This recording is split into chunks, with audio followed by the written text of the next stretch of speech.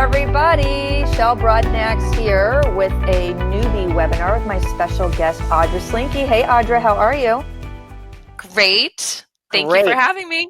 Thank you for doing this. We always love having you on. So if anybody's out there can hear us and see us, please just type in the chat box so we can test our technology because it's rather challenging today.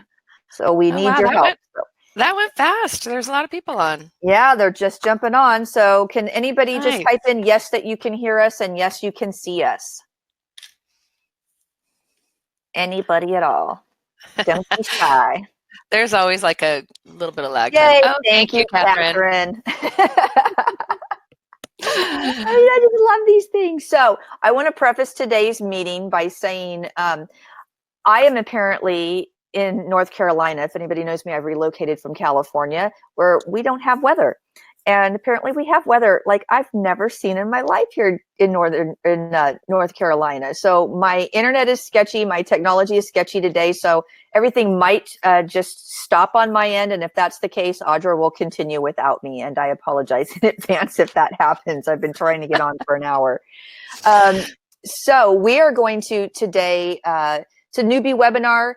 We're going to answer a lot of questions that have come into us that we have preset up. And we're going to show you the question on the screen, and then we'll chat about it. We'll kind of go back and forth on it. I may give an opinion. I may not give an opinion. Same with Audra. If I cover something, she might not weigh in. If she covers it fully, I might not weigh in. And also sometimes the way the questions are asked, I like to be a little challenging. So I might call back and say, well, why would you want to do that? And it's not to make anybody feel poorly about themselves, but I want you to open your mind and kind of think of things in a different way, because we get a lot of questions that nobody should ever do. So we just kind of want to broaden your mind. It's kind of Tony Robbins' trick here. So we're going to go ahead and we will get started. It does have a replay. Everybody will receive that. If you're a RESA member, you have access to the replays, and that will go out next week. So I'm going to turn it over to Audra. She's going to do a screen share because my technology is not working. We're going to keep it going. Let me help you with that. Here we go. All right. Beautiful. Okay, so the first questions. What's the benefit of having your own furniture for staging versus renting? The biggest benefit is that the rental fee goes to you instead of the rental furniture company. Having said that, actually, this is always good too to see kind of who's on the line. How many of you guys on this line in the chat, go ahead and put it out, carry your own inventory. Do not use a furniture rental company. If that's you, go ahead and put yes. That also helps me to know kind of where you're at and what niche you're kind of following. If you don't, if you're just, obviously getting started, no, then that's good too. Yes, we got a couple yeses coming in. Yeah, I figured we would. Good. Oh, awesome. Yeah. People figure that out pretty quickly, because not always are the furniture rental companies in your area very, some are wonderful to work with. I have seen veterans who are like 5 years in and they still use the furniture rental company for their big pieces because they work so well with them and it's always readily available, that sort of thing.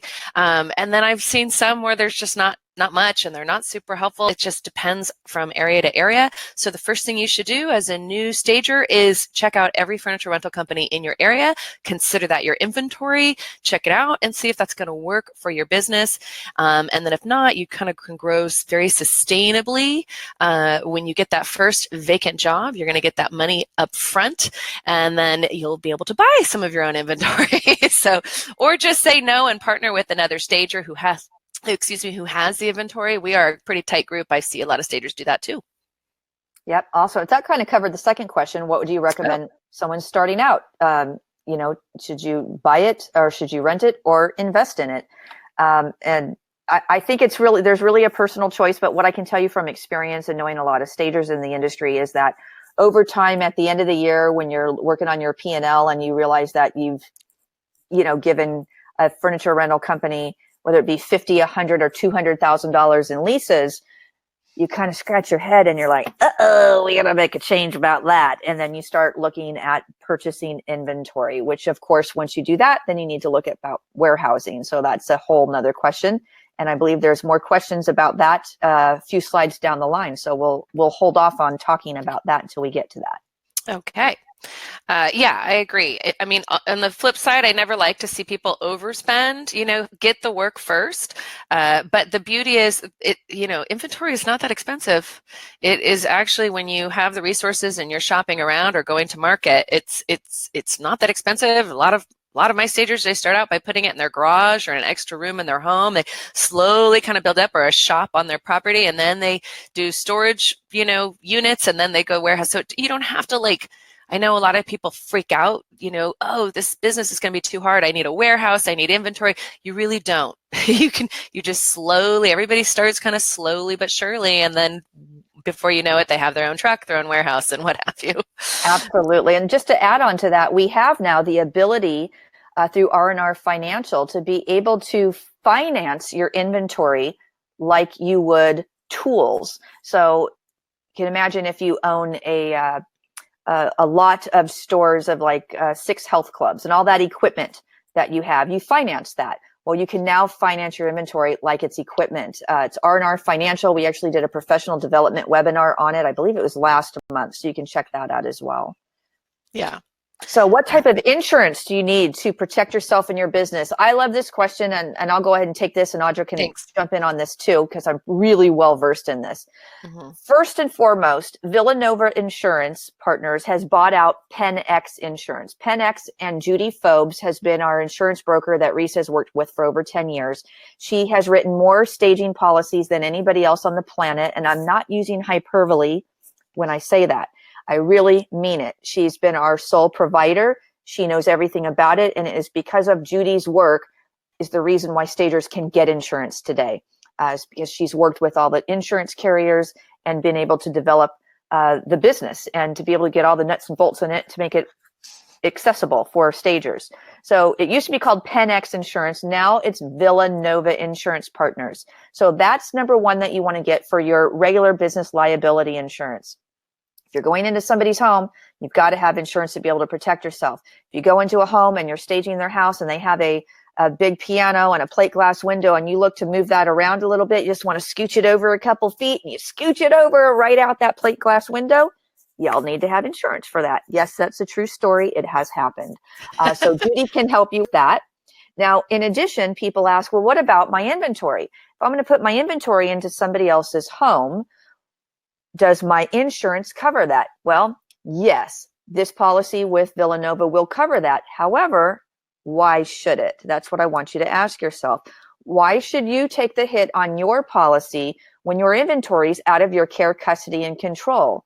So when it's in somebody's home, the homeowner will typically say, A, I don't want to cover your furniture at all, or B, don't worry, I have homeowner's insurance. Well, here's a little tip about the homeowner's insurance that most people don't realize.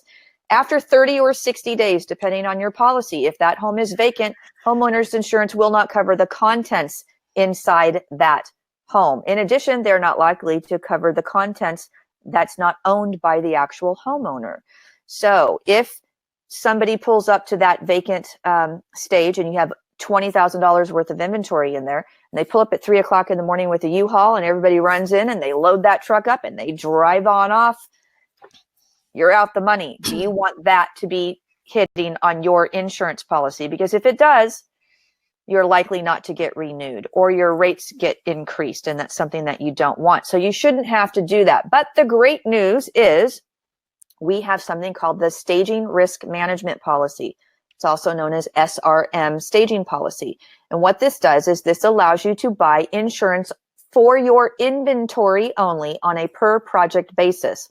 So they have it in 3 levels, up to $10,000, $20,000, or $30,000 worth of inventory. And the fees are $180, $250, and $300 for those policies.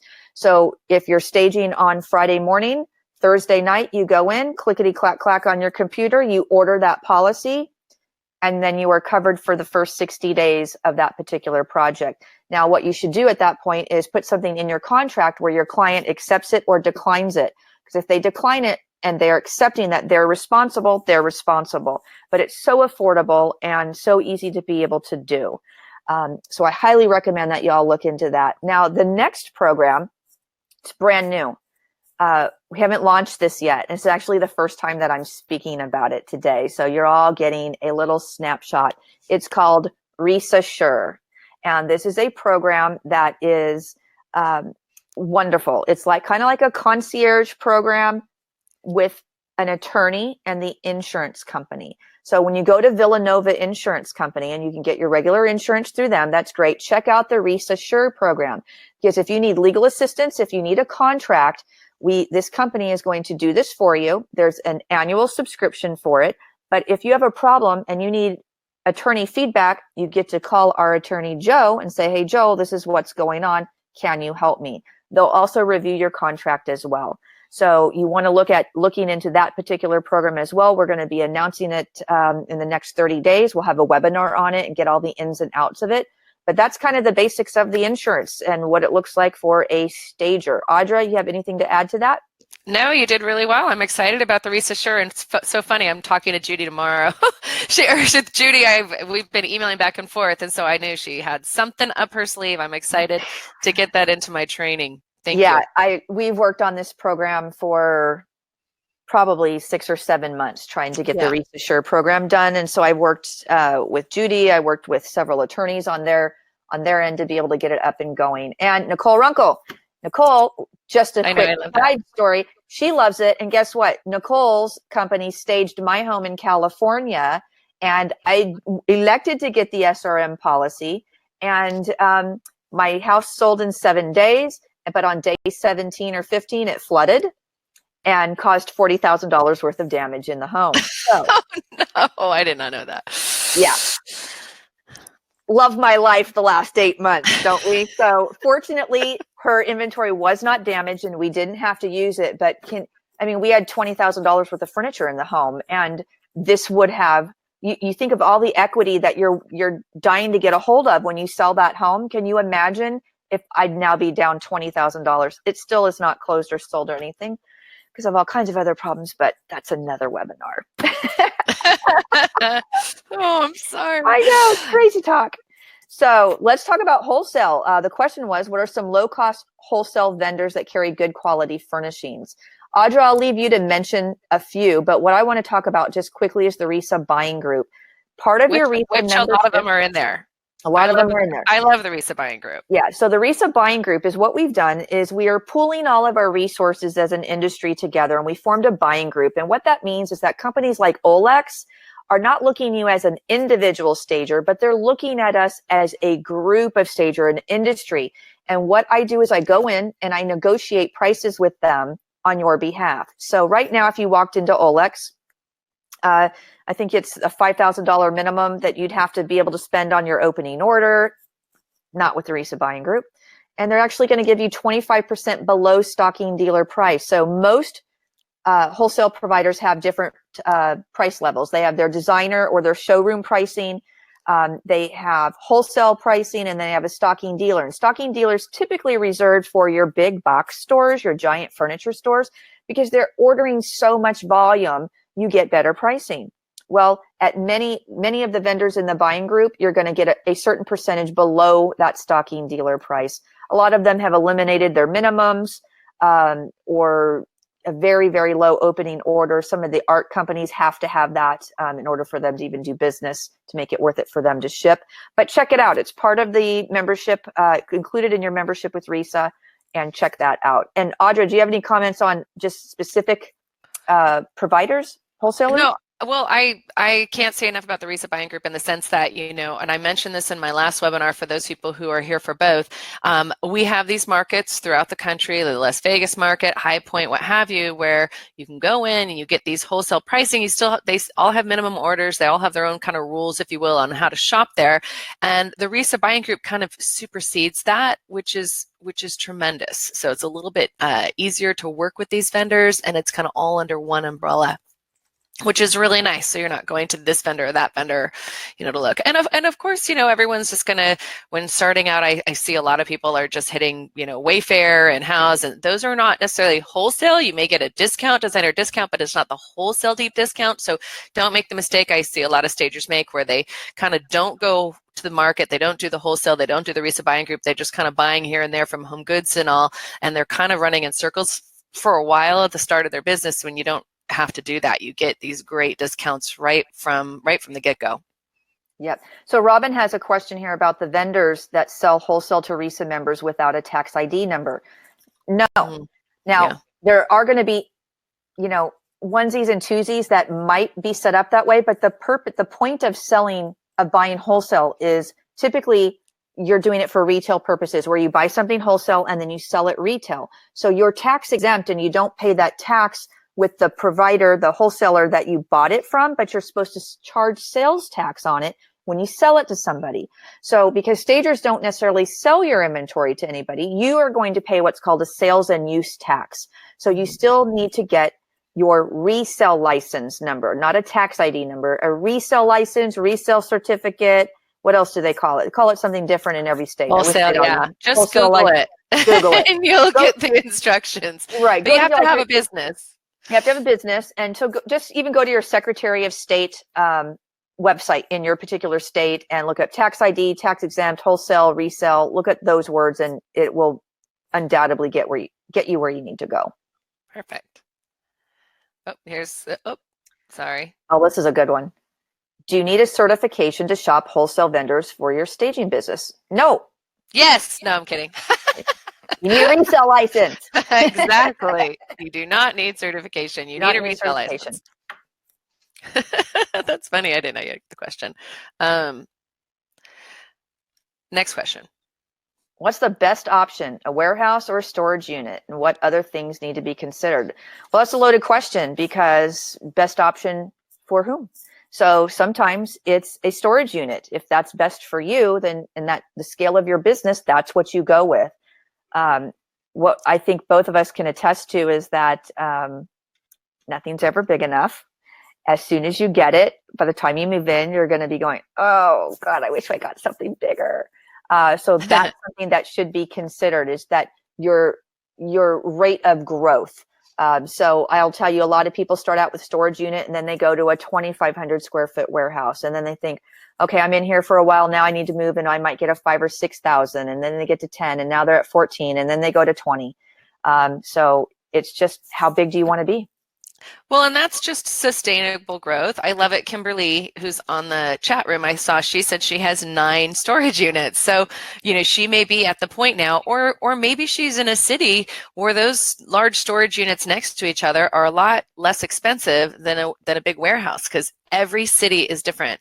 I mean, at one of the last RESA conventions, I kind of led the veteran conversation where everybody threw out just the pricing of movers, of hiring independent movers. And the pricing was like crazy across the board, anywhere from $100 for the day of movers to $1,000. So these are just things, pricing that you're just gonna be doing as you do the research for your business. Check out, the storage. Talk to a commercial realtor for warehouse space. See what it is, kind of on a square foot basis, and just price it out, and just slowly grow sustainably. Yep, and run your numbers. And the other thing, a pro about having a warehouse is that you can do other things in your warehouse. So if you want to hold an open house, a meet and greet, a lunch and learn, if you want to teach an MCE class, do a homeowner workshop, you can do all types of things in your actual warehouse. Then you also have some office space as well. And Siobhan had a good question. She said, what do you do with all the furniture inventory after it's gotten outdated? And that's a great question, Siobhan. And the point is, don't let it get outdated. One of the things that you do want to do as stagers kind of grow is there are inventory management systems, kind of software, if you will, that help you manage your inventory. And those softwares, Stageforce being kind of the biggie, the new one on the block that's wonderful, is, print out that sheet and have a per room package that you can kind of turn that furnishings into sales. A lot of the times the people that are going to buy that house want to buy those furnishings. I see it all the time in our private Stagers Connect group where somebody said, oh my gosh, I just sold a whole house worth of furnishings. That wouldn't have happened if she hadn't just packaged it and said, hey, by the way, if your buyer would like the furnishings, it's X amount. Now she's got a ton of cash to now go shopping again and update her items. Great question.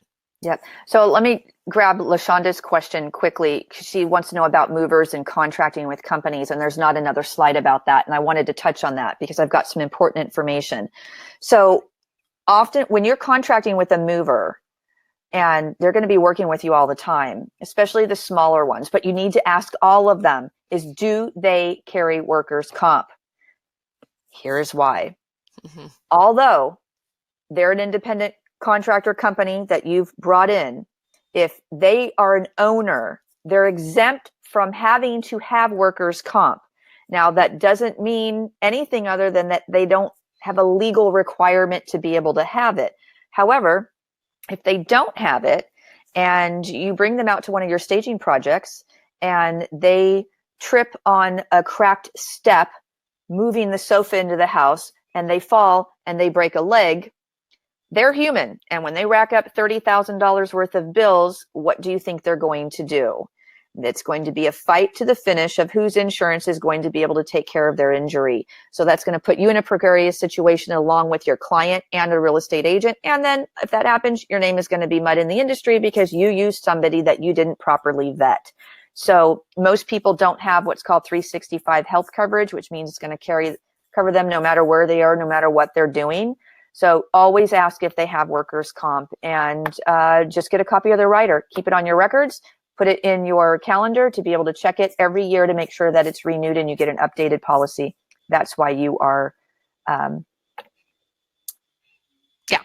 there are independent moving companies, out there. A lot of people go, well, how do I get am I moving this big furniture? No. A lot of people, even if you've got your 9 storage units, they hire the independent moving company to come move the big pieces, do that so that you don't have to do kind of that big heavy lifting. I know a lot of people think that you don't. Yep. Somebody says, what is StageForce? Robin, StageForce is a new software that helps to manage stagers' inventory when they have a lot of inventory, or even just a little. It's kind of grows with them. And I think it's at stageforce.com, right? Yep, I believe so. Yeah. It's on the RESA website. I'm sure it's on your website somewhere. And Lori asked a question of where can you get a list of stagers in your area? The RESA website has a directory. My website, which is homestagingresource.com, has a directory of stagers. Yep, absolutely. So next question, do you recommend cold calling real estate agents? I'd recommend it if you know how to do it correctly. And if you don't, I don't. So it really depends on you. So somebody who really has a skill set and a gift for gab, you can pick up the phone very easily, call a stranger, get them on the line, have them yip yapping in no time, and you're very happy about it. But there's other people that are going to pick up that phone. And if you're stuttering to get the words out, you might not be so great. So that's kind of my opinion on that. Audra? Yeah, I think that there are so many easy and great ways to market this business. You have this target market of real estate agents who are readily available, easy to identify, easy to connect with. They actually have an association in your area, so filled with your target market. So there's a lot of ways to market the business. The best way to market your business is to go with your strengths. Getting back to piggybacking on what Shell said, if that's not your strength, then don't do that. There are so many other, different ways. One of the easiest ways I see some people, market is obviously networking at the association, the Realtor Association, doing what I call open house assessments. This is kind of just part of your training as you're looking at the homes and connecting with agents just very gently there. Another easy way is just to make sure, number one, your business and your website is in exactly all the places that people would search for you. I did a webinar a few days ago, and a bunch of the people that actually signed up for the webinar off of my Facebook ads and Google were people looking for stagers. So they're actively looking right now that the market is out there. You just want to make sure that your website, your business is in all of those directories, Yelp, Houzz, listings, Google, that anyone would search for you. Yep. So there's a lot of other easier ways to market. For sure. Next question. All right. How much space should a person who's starting out rent? So I have a different probably philosophy than a lot of trainers. Like I said, I see stagers go in a lot of different ways. Not every stager rents space, goes the warehouse route, and has all their own inventory. You don't have to do that. In this industry, I have a lot of stagers who are just consultation based. They're in and out, and any of the large kind of vacant projects or spaces that need a lot of brand new furniture, because not every area is like that. They just outsource to the stager who handles that, and the vacant stager outsources the consultation stuff to them. I've seen a lot of good reciprocal, avenues for that. So I would say when you're starting out in terms of renting out, you want to make sure you have the business, to keep your expenses low. It doesn't have to be expensive at first. I see most people starting out, they're starting out in spaces in their own home, their garage, or like Kimberly did with the storage unit, rather than a warehouse, committing to a warehouse without having the business. You have to grow sustainably. Absolutely. But like Shell said, if you're a marketing guru, and I have a lot of people who are like that all of a sudden their business is exploding, and an agent who already loves them says, hey, I'm going to, on a regular basis, I have 10 listings a month that you're going to get. Okay, so then you already know your business is going to need inventory, and in which case go a little bit larger, because we see a lot of stagers. How many stagers on the line, I'm really curious, have had to move warehouses? They can also say what a headache that is. Yeah, when you have to do that. So just so everybody knows, we're taking questions that are in front of us right now. So I see a lot of questions that are popping up on the side. So if we see that it's probably going to be answered in a few slides, we're not going to get to it, but we'll also open at the end as well if we didn't catch your question. Yeah. Okay, so how does a stager rent furniture for vacant homes? How's the fees paid? Audra, do you want to take that one? Sure. I always recommend when people are just starting out, like I mentioned before, go to your furniture rental company. You do that first. You see your inventory, see if they're going to be easy to work with. Like I said, there's a lot of great furniture rental companies out there for all those big pieces. And what you're doing is, I have a lot of stagers say this too. Well, what do they need me if the furniture rental company has the big pieces? Trust me, it's the little pieces, which I call the icing. So the furniture rental furniture, when you place it in the home, that's like baking a big cake, but no icing. You, as the expert stager and designer, all those little beautiful pieces, because if you look at the furniture typically from the rental, the pillows, the throws, the art, it's not that great. So that's where you come in. That's where you're the icings. By the way, that's an income that you have where you're renting out your accessories. And each furniture rental company kind of works a little bit different. In terms of how's the fee paid, I recommend you have the client pay the furniture rental company as a separate fee. Take yourself completely out of the loop. But some furniture rental companies make it very easy for you, and they kind of just bundle it in. And so if you're getting all the money up front, then that's also another easy solution. The key is to go to the furniture rental company first and see the way they work typically with their stagers. Absolutely. All right.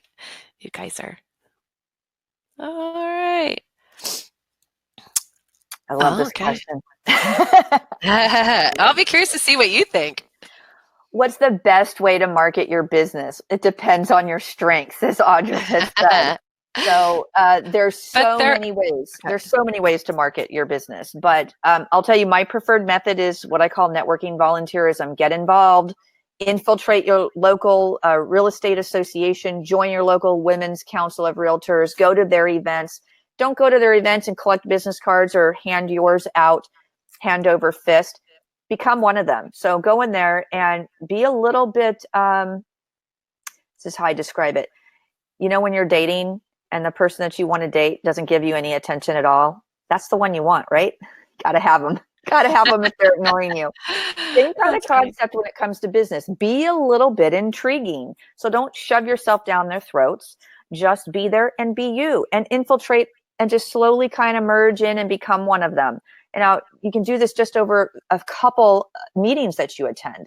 But I really believe in that. And of course, social media is so huge right now. It's wonderful. But I mean, I would take a stab at all the different avenues of marketing your business, and you can do some testing with that. So you might be able to say, you know what? I'm all about the networking, and this is how I'm going to do it. Yes, I'm going to post on social media and my website and all of that, but this is the main thing that I'm going to do. Or you might do that and say, you know what? Square peg, round hole. You need to switch gears. Maybe it's about doing it another way. So you just kind of look at all the different avenues and then go with what works. Yeah, and to piggyback up that, I in my training, that's one of the things I do is I have people right away. You got to assess your strengths, your weaknesses. That's just business 101. It's going to lead to opportunities for your business and threats. And then once you do that in week 1, my week 2 of my training is 100% marketing. I have a 5-step marketing plan that actually, gives. Okay, if strength is, I have a lot of people, I was a retired teacher, I'm a teacher, or just presenting, if that's your strength, then great. We have Realtor partner presentations or the lunch and learns through Risa that you're connecting with. And but some of the best ways, like I said, of marketing your business is just being in those places. It depends from metropolitan to rural. I tell my metropolitan people, if you're in a big city, start a Google pay-per-click campaign. That's the secret sauce to, you go straight to the top of Google. So any seller or agent who goes to Google, because that's where we search for things, and says, I need a stager in St. Louis, you're going to come up, your ad is going to come to the top. And by the way, when they click on it, that's when you pay. Goes to your website. Here's the other huge deal is we are in the image industry. Your website has to be gorgeous. It has to look good. You don't need to have 100 portfolio photos. You need to have 8 gorgeous ones. So you can do that. You can do that in a room in your own home or a friend's home, whatever. But the website needs to look good. It has to have your contact information. It has to completely be transparently you, like Shell. People are looking to connect with you. If your photo's not on your website, that's a big mistake. People want to connect. I know this even as a trainer. That's why I do these webinars. I tell people, if you don't connect with the way I train in a free webinar, then you're probably not going to like my training. Make sure you don't choose any training company unless you actually see the way they train and the way they teach, because that's going to be your dead giveaway. So similarly, that's just you putting yourself out there, being open and knowing that not everyone's going to be your client, and that's okay. That kind of eliminates the fear factor. Because how many of you guys on the chat room get nervous at the idea of approaching, kind of selling your business or approaching people about your business? Go ahead in the chat and put yes. You're not alone. Everybody feels that way. And when you can tell yourself that it's okay, that not everyone's going to be your client, but the people, the law of attraction, I know Shell and I have talked about this a lot, those are going to be your people. And when you trust that you transparently put yourself and your business out there, that you're going to get the people that are meant to be your people, then beautiful things will happen, beautiful relationships will happen. You might even find that you've decided, I'm only going to work with these 3 agents that I absolutely love, and they're my people, and they keep me busy, and I'm done. I talk a lot about my sister's staging business. She hasn't been in business for all that long, and she's now just working with her favorite agent, and he's just like, he keeps her super busy, and she's decided, okay, and that usually is what happens. That's the beauty about this business model, is you have those partners that could just continue to feed your business, so that hopefully this time next year, you're not having to market your business as much. Yep, absolutely. Next question, is it important to build your inventory prior to having any customers? Nope, not important at all. No, don't do it. Don't do it. You don't have to. You just need to be able to know where you're going to get stuff quick, have the resources when you need it. Like I said, hit the furniture rental company, know where you're shopping, that sort of thing, so that when you do get that big fat check at first, you know exactly where you're going to spend it.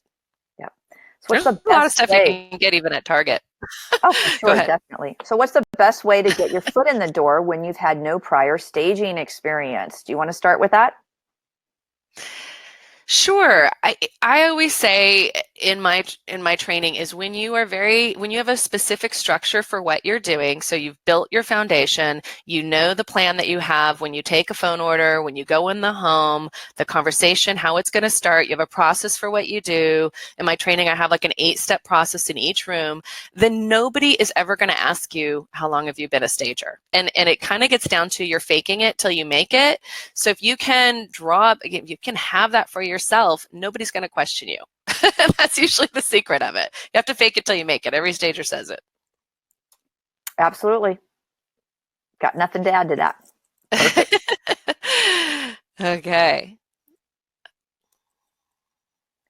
Been in business for about a year, still having trouble with pricing for the vacant staging projects. My clients are all generally investors and realtors, and all seem to be on a tight budget. I really like this question. Mm-hmm. Here's the thing. If you're selling your value, they're going to sign with you. So investors and realtors, first of all, I don't personally believe that realtors should be paying for staging of a vacant home.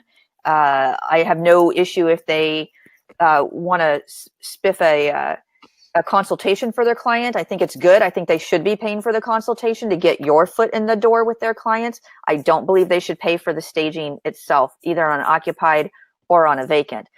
However, we all know everybody's always on a budget. So budgets can be increased, and we all know, I'm sure every single person has looked at something going in and you're thinking to yourself, I just have this amount of money and I'm only going to pay this, but you see something a little bit shiny and a little bit better right above your price level.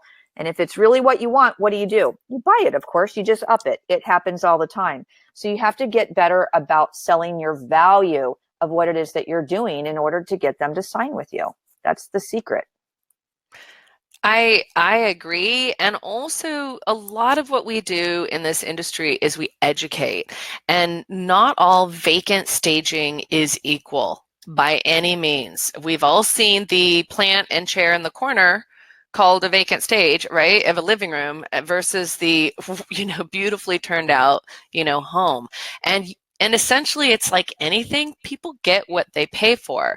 And one thing that I have in my training is part of the vacant proposal. The second sheet is, things that you got to look for when you're choosing a vacant stager. So they know as part of the proposal, here's just an education sheet. And the big one there is you get what you pay for. My pricing is based upon the inventory I am putting in the home. So if a stager is undercutting that pricing completely, it very likely could mean that they're not putting in a whole lot of inventory, and it might look sparse or bare, who knows, you know what I mean? So that's just kind of part of the conversation. When it comes to just struggle with pricing for vacant projects, I agree. There's so many little factors that people have always tried to consider from, okay, I see a lot of training that talks about, okay, put together all of your expenses and then take a portion of that and charge them that.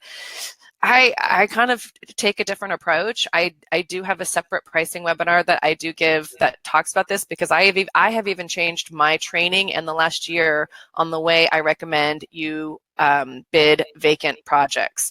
I've changed it now so you bid on a per room basis, flat fee, and you keep it simple. And I have a whole formula for that I can't get into here without people seeing it. But it's a simple formula. You could figure it out in 2 minutes. You know the price per room. It's a flat fee, and it covers all your expenses. It's just a whole different approach. You know what? I loved what you said, Audra, too, about the article, what to look for in a stager. I think it's imperative that when you are educating your clients up front about them, give them those types of things. And especially if you get in on a consultation, this is all about dripping information to your potential client. And when you have information, what to look for in a home stager, or how to tell a hobbyist stager, or whatever articles it is that you want to write, they've read it. Great that they've read it, but it's in there. It's sinking in. So when these other objections come up, that's in the back of their head, and they will reference that in their own head. So it's always about education. Yeah. Kimberly asked a good question where she said, well, is the pricing has to do with location? Absolutely, Kimberly. In the formula that I give for vacant staging, there's a website, it's called fixer.com. I don't know but it actually has a calculator on your location work costs. And let's say Denver is a flat, kind of middle of the road country of location labor costs, and Newport Beach, California, you would raise that price 30%. San Francisco, 40%, right? Shreveport, Louisiana, negative 20%. And it will tell you kind of labor costs per area, negative, positive. But I find that's really helpful when people are trying to decide on their pricing for their area, because it does have to be location specific. I agree with that. Yep. I want to cover this question Kelly's asking. She was chosen out of 5 stagers to do a $1.5 million home. She lost the job because she didn't have enough high-end portfolio photos. So she wants to know what's the best way to get those photos. And she made a comment that she's looking for a better home. Professional photography. Professional photography, my friend Kelly Robinson, because this is the key. It is night and day difference when you take a staged home, or just the room, and you take a picture with an iPhone, or you take it with a professional photographer. Or if you know how to use a pro camera, great. If you know how to do it, great. But it's got to be a professional photo. See, you're a home stager, and you have one chance to make a great first impression. We preach that all day long to clients, but if you're not willing to invest in professional photography on your own website and your own business, what type of message do you think that sends back to a potential client?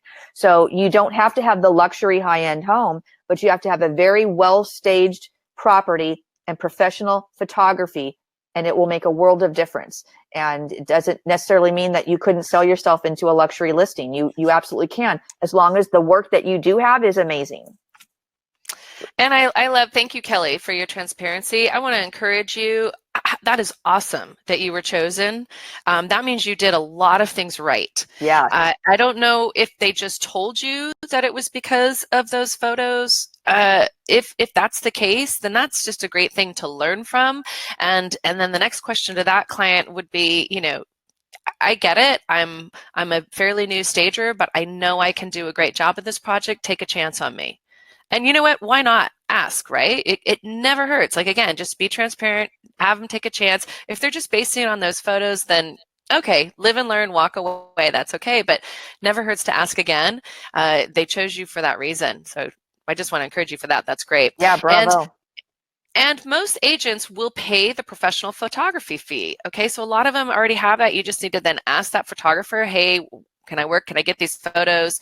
And a lot of times they'll work with you on that, or the agent, you know, make sure that you have that photographer's permission. So a lot of times that's the case. And what I always tell people to do, it's just most important in the beginning to get those, and then, you know, check in every once in a while. It's like getting professional photos of yourself. You don't need to get them every month. You need to have the best ones for your website. You don't need 100. You just need 10 or 8 to 10. You just, you know, that look fantastic. And that leads me to a lot of people. I go to their websites, on their slideshows, they just don't have the best order of photos. So the first slide will be of an entryway, because, you know, a lot of times we do that. We're walking through the home. Don't make your first slide of an entryway. That's just okay. Make it of your best photo. Yes. Could not agree more. There's a lot of good questions here. Best way to market if you don't have a lot of experience. Social media networking. Okay. I think that the best way to market, like I said, is you have to have a beautiful website. You have to look good. That's your brochure, if you will. It's like your marketing materials. And your website is like a brochure. If your brochures are in a box and you haven't handed any of them out, well, then they're pointless, right? So your website it's not an if you build it, they will come. But what you want to do then is you create this beautiful website, you connect it to every directory. There's a lot of free directories out there. Make sure if you're a RESA member, I know my directory, people that are in my training, that is a heavily searched directory. I know the RESA directory is heavily searched. So you might get business right away. I've seen this happen a lot where people start my training and they get a call like in the first few weeks. No guarantees. You just never know where people are going to find you. Just make sure you're in all those spots, house, whatever. And then when you do go face-to-face at those networking associations, the open house assessments, and you connect with agents, make sure when you connect with them, you get their card, make sure you friend them on Facebook. Go the whole 9 yards. A lot of stagers do not take the time to do that, but you're just being kind of that good social stalker, if you will, like you would a good friend that you just met at a party, right? That you're like, oh, I want to see their Instagram. I want to check out their Facebook. And so you're kind of connecting and comment, oh, when they do a post on a house, gorgeous house, love it, you know, or whatever. It's just part of connecting. It takes 7 touches statistically for someone to buy from you. And so you can't just expect that first touch, that agent's going to know you, love you, trust you. It takes 7 touches. The good news with social media, which is free, those are touches that you can get to 7 pretty quickly on. Love it.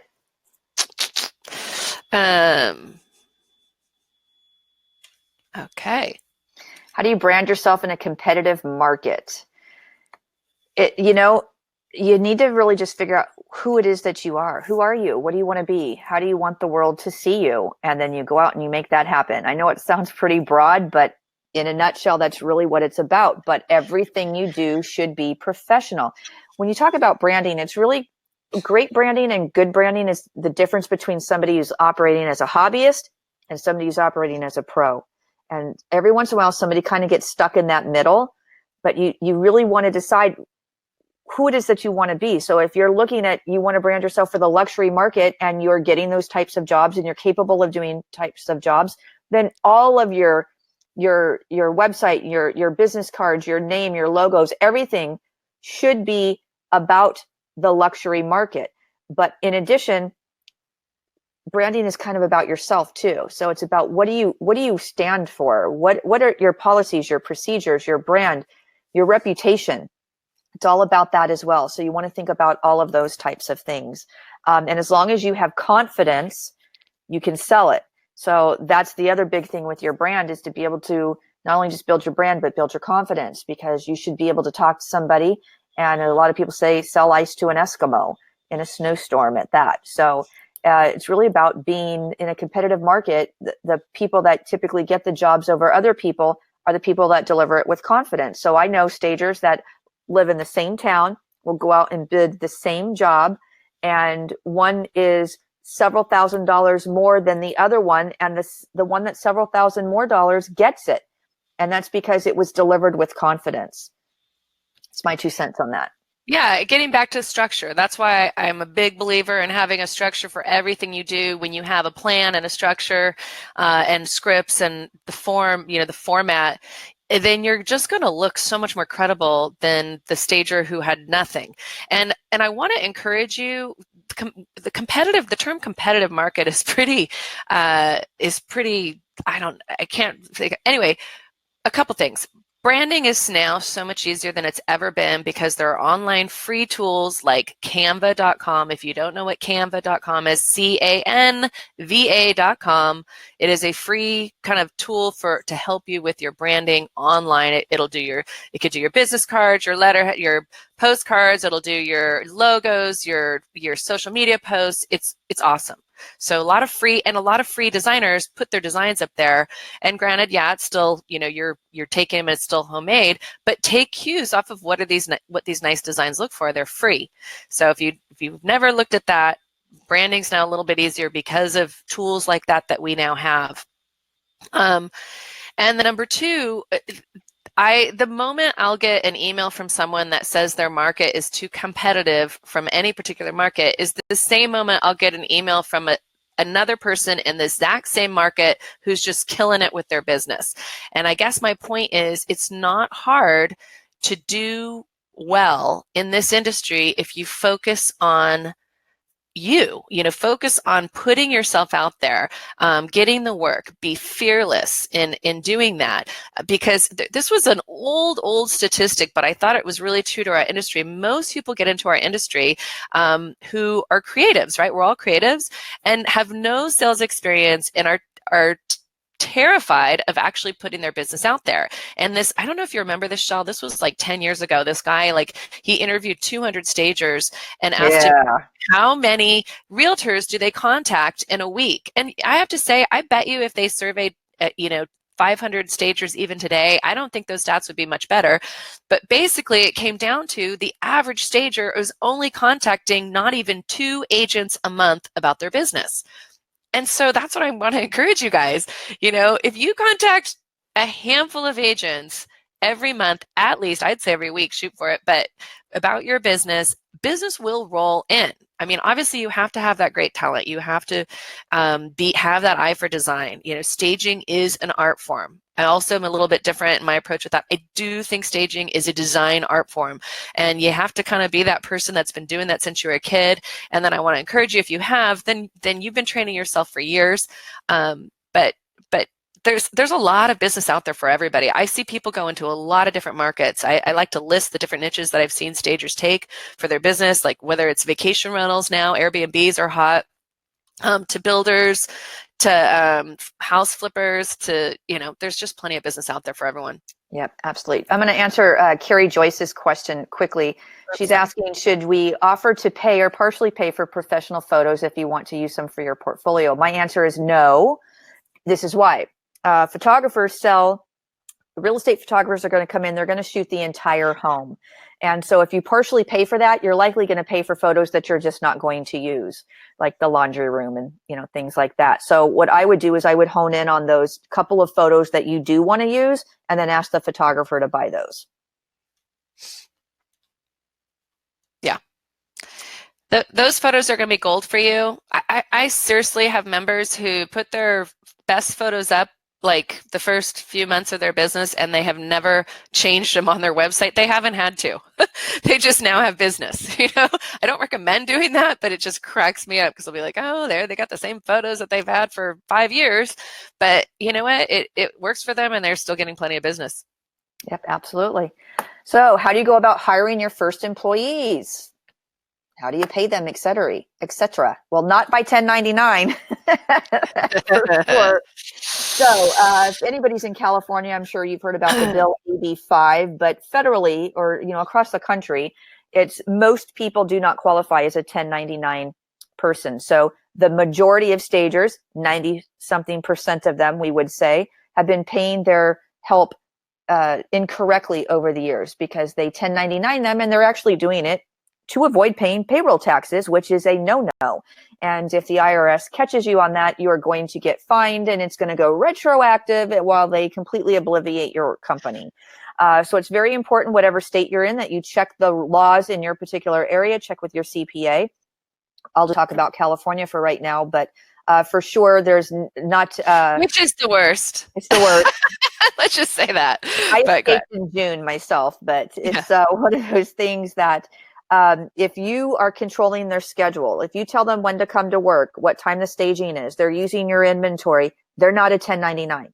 They're an employee. Now, that doesn't mean that you have to offer them full-time work, but you do have to pay them through the W-2 wage system.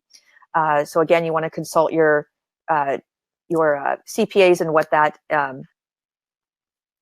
to make sure in your own particular area. So Pam's asking, even if the 1099 works from their own business, their own hours, independent of your business. If that would be them, as they can have their own business, but if they come to work with you and you are controlling their schedule and you tell them to show up at this particular time and they're using your inventory, they're an employee. That would be considered their part-time job. But Pam, check with your CPA in your particular area to get that accurate information. Yeah. A couple tips. This is why one thing I say in my training, this is why RESA is really valuable. Another of the many reasons, but you can connect with your local chapters. You can work together because a lot of times when you need that extra set of hands, it's just for this, okay, I got my first job and I just need someone, talk to other stagers. They'll come in, you work together to do that. I mean, I see that happen a lot. I've actually seen a lot of people who do go to those RESA meetings and then they work on a couple jobs like independently together and find that they actually want to be business partners, which is another just a cool story. So we all are kind of in this industry together, and I know each chapter has kind of the way that they kind of connect with jobs, but that's kind of an easy way. I also don't think it's a bad idea sometimes to, if you're worried about, hiring someone right up front, use a temp agency. I mean, that's an easy way for you. Again, you're getting out of the hiring realm. For those of you who don't, want to do that at first, test someone out on the job. You're not going to get probably the quality. You just never know. You actually never know. Years ago, one of my first jobs out of college, I worked placing people. I worked at a temp agency placing people in jobs, and I got a lot of really good quality people. A lot of times they're recent college grads just filling in the hours or going to grad school, or a lot of different groups of people.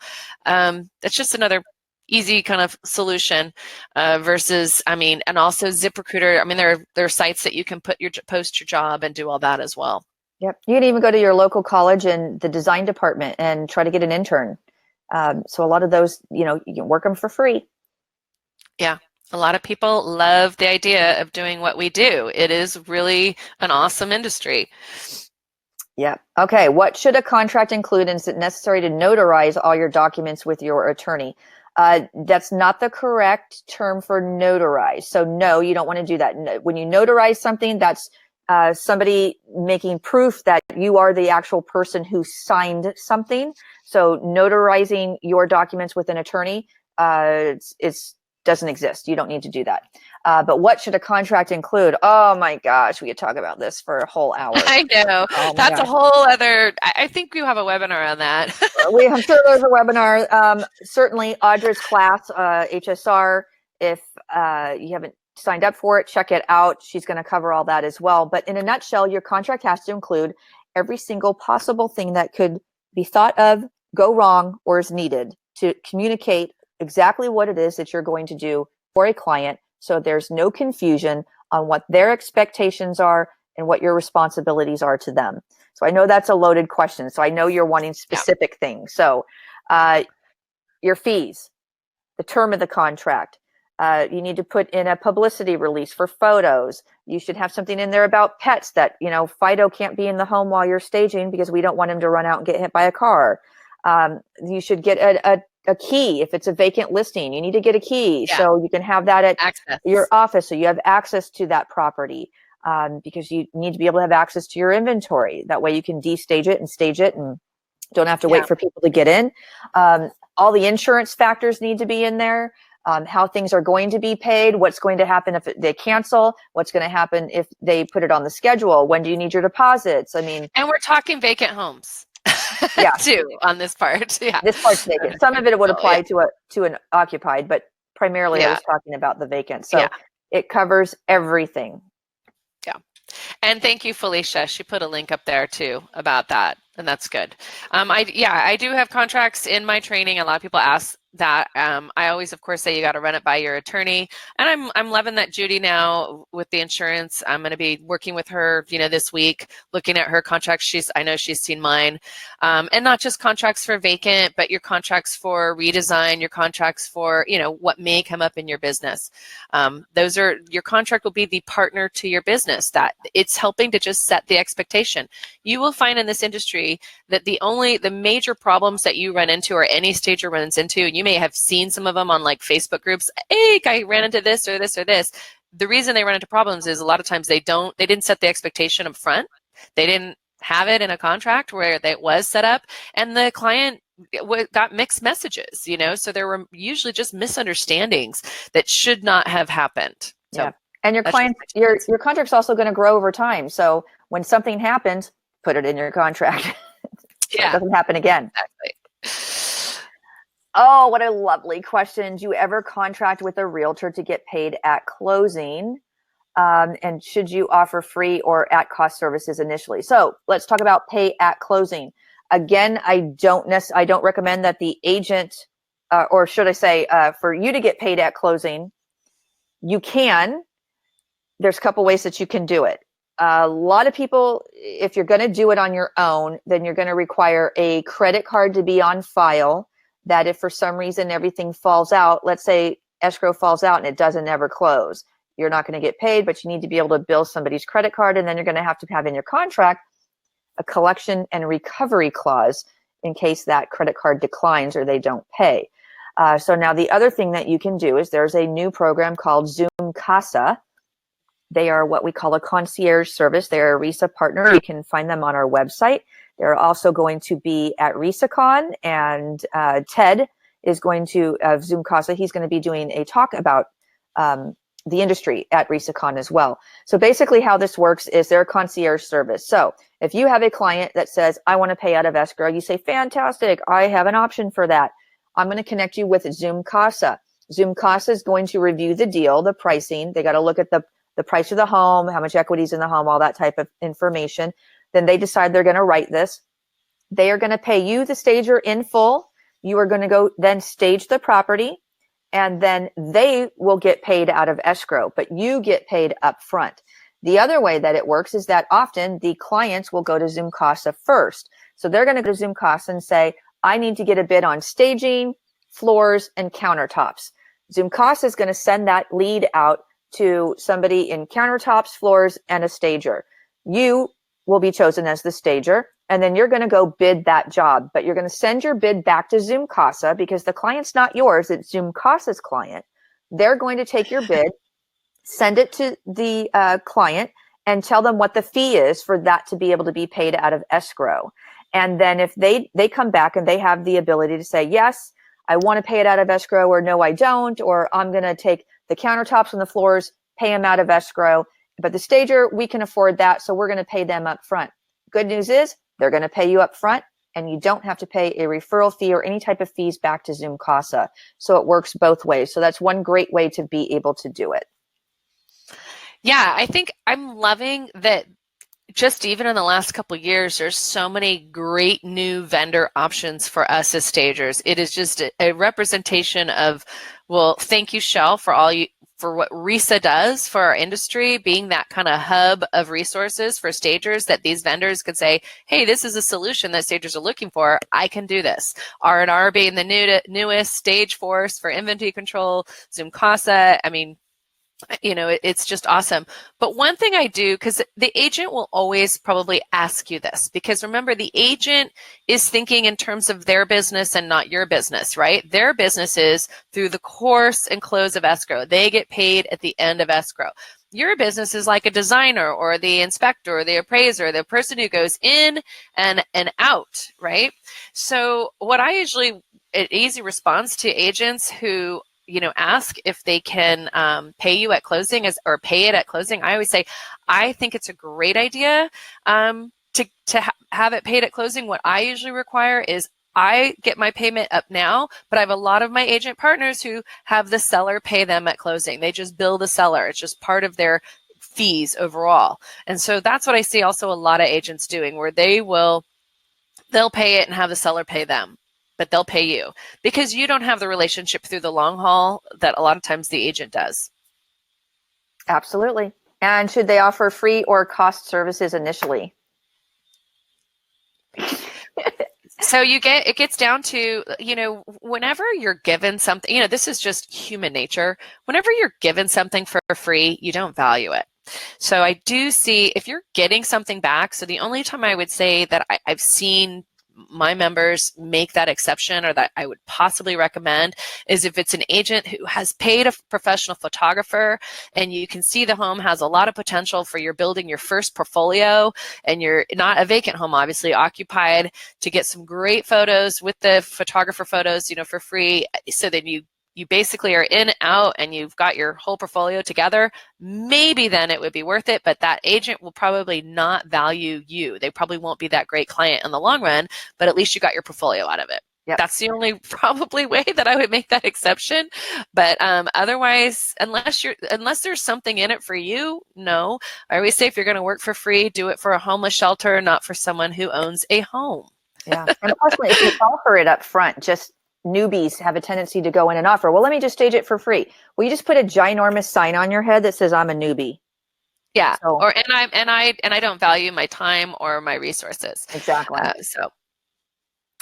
Do I charge for the furniture rentals and my commission together or separate? I'm not sure I understand the question. Yeah, I think, and we've kind of talked a lot about, yeah. I'm thinking maybe this person means not commission, but staging fee, and the rental meaning do you line item it? Yeah. Maybe I think it's about line iteming it on your invoice. Yeah. I don't recommend doing that, right? I mean, they don't necessarily need to see, the difference. I mean, obviously for residual, for further rentals, past the X amount of days that you have starting out, whether that's a 30 or 60 day, whether it covers it, but they don't have to. I mean, you can if you want. I don't really see any pros and cons of either. I mean, I'm trying to think of what my proposal looks like. I think it's, like I said, it's all brand new. It's price per room. It's a flat fee, and it covers everything. Yep. But keep it simple. Yeah, keep it simple. So less confusing. And you require 50% deposit and the rest upon completion. 50% deposit and the balance before you pull out of your driveway. Absolutely. Get all of it up front before you go to the home. You're putting in a lot of work, pre-work ahead of time. We're talking vacant homes here. But I say just keep it simple and get it all up front. In fact, in that same veteran RESA webinar or RESA panel that I was at, I think it was the last RESA, maybe it was the conference before Shell, when I was leading that with all those, there were literally 150 veterans in the room. All of them, except for maybe 5, get all of it up front. So that's kind of an industry norm now, which I kind of love. Absolutely. That's the nice thing about RESA convention is, what was not a norm, 5 years ago is now become, there are things that our industry is evolving and we're growing and becoming more, people are more aware of what we do. So it's exciting to connect with other stagers and see, well, what's normal in your area or your area, what's working. Absolutely. So clients tell me that I charge too much, and they go with a cheaper option that usually offers minimal services and poor home staging. What can you do? Okay, well, if you're looking at apples to apples, and you can look at their work and you're looking at your work, and yours is award-winning looking work and theirs clearly not, then that's going to be able to indicate a couple things. Either one, you're not selling your value, so you're not able to close the sale, or you might be charging too much. So you'd have to look at that. It's kind of a big question, and you'd have to kind of dig deeper into that particular situation. What do you think, Audra? Yeah, and it's not hard to know. Okay, so you have a particular client that went to a cheaper option. Look at the listing, see what that option looked like, and ask yourself, okay, how is the stager doing it for less? If it looks great, if, then maybe your pricing is a bit off. Maybe your expenses are too high. You need to work on lowering them. But typically it gets down to what we said before. It really is about education. I find that when it comes to the stager, like I said, if you're really true to you, people are buying you, not just your service, not just your furniture. They're buying you because they like you. So, if you're kind of going with that same law of attraction, you're going to make those relationships. It's not about price always, right? I mean, when we go shopping, are we 100% buying a car only based on price? Do we? No, of course not. The prices across the board and the quality and styles are completely different. Well, it's no different with staging.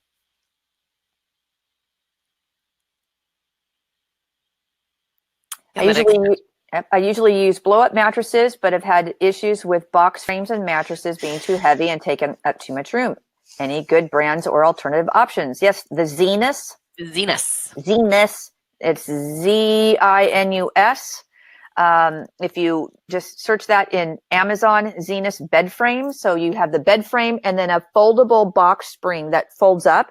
They're lighter weight to be able to move around, and then you use that as the actual bed. So once you put your bedding on it and all of that, it fluffs it all up, so it makes it look great. But it's a lot sturdier, a lot more cost effective. They're only a couple $100. We actually tried to get them into the Risa buying group. Oh. However, Amazon is their biggest buyer. So what that means is that I would have to bring them more customers than Amazon could in order to get a better price. Yeah. So needless to say, we do not have a deal with Zenus, but you can look at them online. You can find them on the RESA website. If you go to the RESA website, and in the right-hand corner, it should say resources, go down to Stager resources, and you will be able to find information there. Yeah. The Home Savers Toolbox is what it's in. Yeah, in my training, it's in the vacant section. I have the shopping links for exactly how to build a bed using the Zenus. And then also I have a whole list of Amazon products that I love. Because, okay, if I can get it on Amazon Prime and get it tomorrow, then why not? Yep, It's, but I love that you tried to get them. Audra, do you know anybody still using air mattresses? Yeah, I do. If you use a good air mattress, sometimes it works. But you know why? Because it's also so lightweight. Yeah. As much as I love the Zenus, it's heavier than obviously an air mattress. So no, I absolutely do, and it still works for them. So but they also got to get a good one. You have to get a good one, and they also check on their listings every once in a while. They're checking in. Those same stagers are pretty clever. They'll sell like a plant watering package where that's just part of them checking on the listing, checking on the air mattresses, watering the plants, real live plants in a home, obviously we know really helps to sell. And so it's like an extra package or service that they offer as part of their vacant service. It's kind of a hassle for them, but they said it's kind of saved them a lot of headaches with things, checking on their items and making sure everything looks good on a weekly basis. For sure. And the air mattress too, you want to get a very good quality one. So again, it's an investment, but so if you're going to, Cabela's and you're getting a camping mattress, just one that you blow up with your mouth, that's going to deflate. I guarantee it. Yeah. So they've got the bigger, sturdier ones now. They're much more sturdier. They come with the plug already plugged in, and you keep it in the wall. And then if it does start to deflate, it just goes right back up. Yeah. Not hard to make that look pretty nice too. Yeah, absolutely. So it is another option. So what's the best way to hang art on the walls without hammering or drilling large holes into the walls? Monkey hooks. That's in my Amazon shopping list too, by the way. There you go. Yeah. Let's go to Amazon, look up monkey hooks. You will be in awe. I could literally hang 20 pictures in about, I feel like I can hang them now in like 15 minutes. 20 photos. I'm so quick at that monkey hook. There you go. All right. So let's, this is a newbie webinar. So I want to talk to y'all a little bit about training. If you have not had training, y'all do not know what you do not know. And what I can guarantee and what Audra can guarantee you is that you are not likely to be able to run a sustainable, successful staging business by chiming in on the newbie webinars, even though we are the most fantastic people on the face of the planet to answer these questions. It's just not going to do it for you, nor asking questions in a Facebook group. It's imperative that you get training. It's an investment into your business. This is your business. You want to be successful, get the training. So here I have a slide. RESA works with different training providers. All the top training providers in the industry are part of the RESA family. So we've got HSR, which is Audra's. We have CSP, Staging Studio, and the Expert Psychological Stager. Now, these 4 logos over the top, these are our RESA accredited training. And what that means is they have gone through a very, very extensive application process. I actually developed this program many years ago when Haverhill came on board into the industry and basically took thousands of dollars from thousands of people and did not deliver on their particular training. So I figured, what is it that we can do to help the consumer, somebody who's wanting to be a stager, be able to vet their training and make sure something like that didn't happen again. So what I did is I studied the post-secondary collegiate accreditation system through the U.S. Department of Education, and I wrote a program for staging. So what this means is that anybody who's accredited through RESA has gone through our application process. We've looked at their books, their manuals, their policies, their procedures, their refund policies, their emails that they send to people. If they're online, we've looked at their online credentials and all their class information. And we've actually made sure that they are teaching. There are 62 minimum standard requirements of subject matter that we check off and make sure that they actually teach. And those are the important things that you need to learn in order to be able to start a home staging business. What else do we look like? It's about 3 binders worth of information that they end up sending back. I know Audra went through it. It was quite extensive.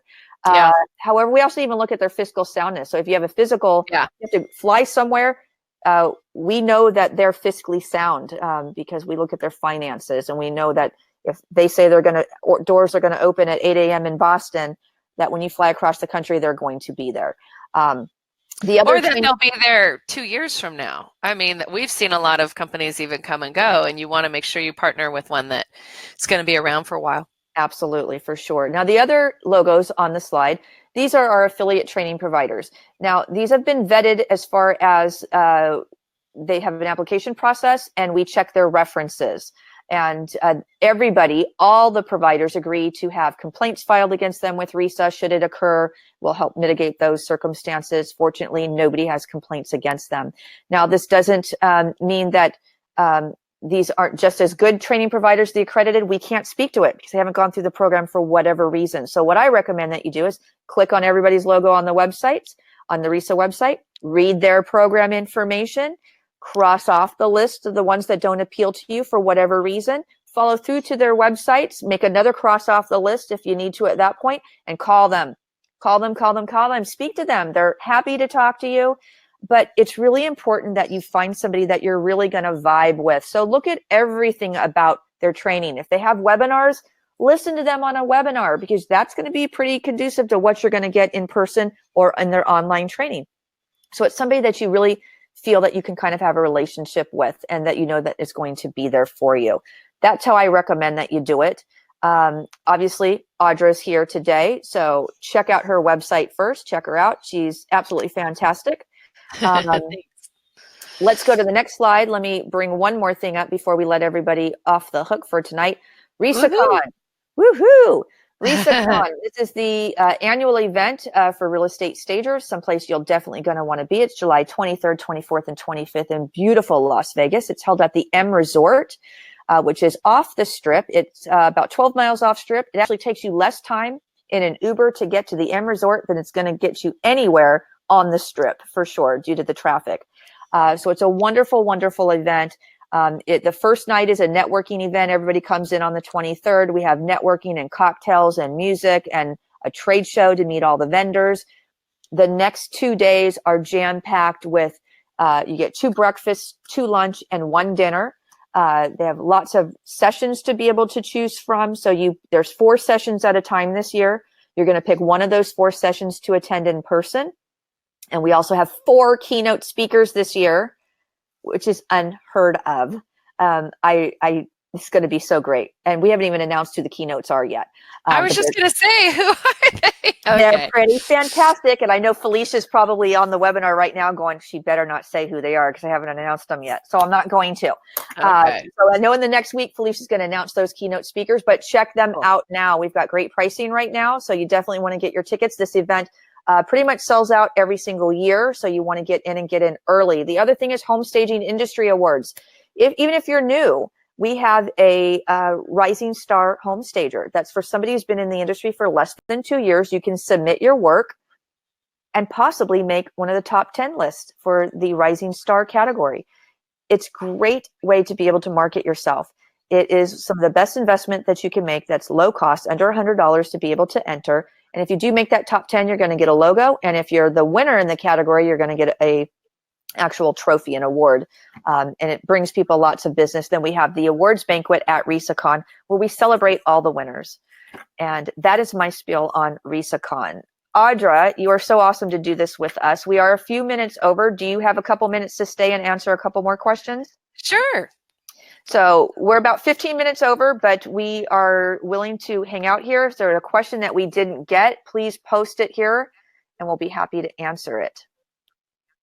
So thanks so much for having me, Shell. It's been fun. This was a good one. Yeah, we always love hanging out with you, Audra. You're cool people. Thanks. Robin, you're so sweet. Thanks, Robin. Best webinar ever. Ever. That's right. And Pam, thank you. Love you.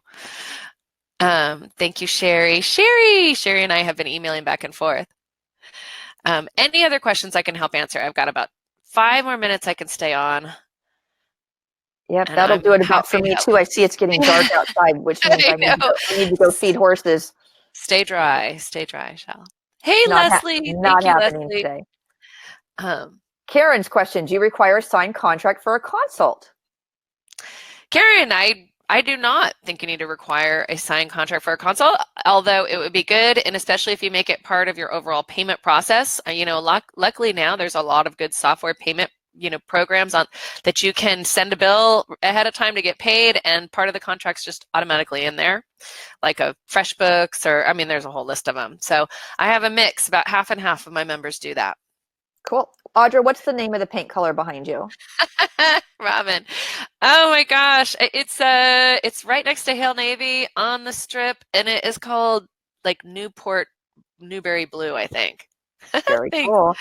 So Allison wants to know, how do you convince sellers to stage in a hot market when the days on markets are weak? Ask them if they like more money. Yeah. It's really just a matter of money. Statistically, a staged home makes a whole lot more than the unstaged home, so they are leaving money on the table. I use that phrase a lot. It's a good one to use when they're not staging it. Yep. So staging works in a hot market because in a hot market, you can get multiple offers and sell over list price. And in a stale market, that staged home is going to sell when the others do not. Vonda has a question. What type of software do you recommend? Vonda, can you give us a little more information? Software to accomplish what? And we'll be happy to answer that. Yeah, because I already listed a bunch already. Kim, my business is consultation only. I love it, Kim. Do you recommend charging flat rate or hourly? I recommend charging a flat rate package, for, consultation is X amount and it's, 1 to 2 hours, because obviously you've got the drive time in there. So put that flat rate in there, minimum time. What's it worth for you to go to the house? And then always have an hourly rate, because so many times they're going to ask you, hey, oh my gosh, can you stay? Can you stay an extra hour, right? So you have an hourly rate. You're checking in 15 minutes before your, consultation kind of ends to say, okay, would you like me, if you can, stay, roll up your sleeves, help them out. Why not, right? Don't say no to the business if you're already at the house. So basically have both. Awesome. So Carolyn wants to know, when does the seller pay for the consultation? My advice is before you get in your car and leave.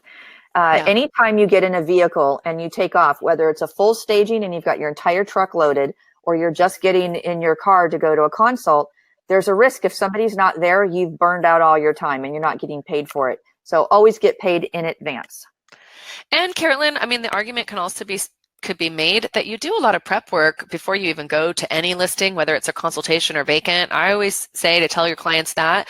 I have a whole process in my training of how you can even kind of research the area, research the market, know what the buyer demographic is, so that when you walk in the door, you know what other homes are around that are for sale, and you kind of are looking a whole lot more credible. You know what the market kind of looks like and what is the typical buyer. So you're doing this work already before you even walk in the door. So definitely get the payment up front. Yeah. Or at least a sizable deposit. Vonda's asking for staging design. What type of software do you use for staging design? Audra, I'll let you take that one. Sure, Vonda, I like designfiles.co. I use the word e-design. It's for e-design. So if you are trying to it's really for helping people shop, and you're kind of building out rooms. But if you're talking for virtual staging, everyone's looking for that magic software for virtual staging, and I have yet to see any really good virtual staging software, if that's what you're asking for. I can always tell it looks kind of cartoony, even the best. Even on the virtual staging kind of websites, I feel like their options they're never going to look good as staged homes.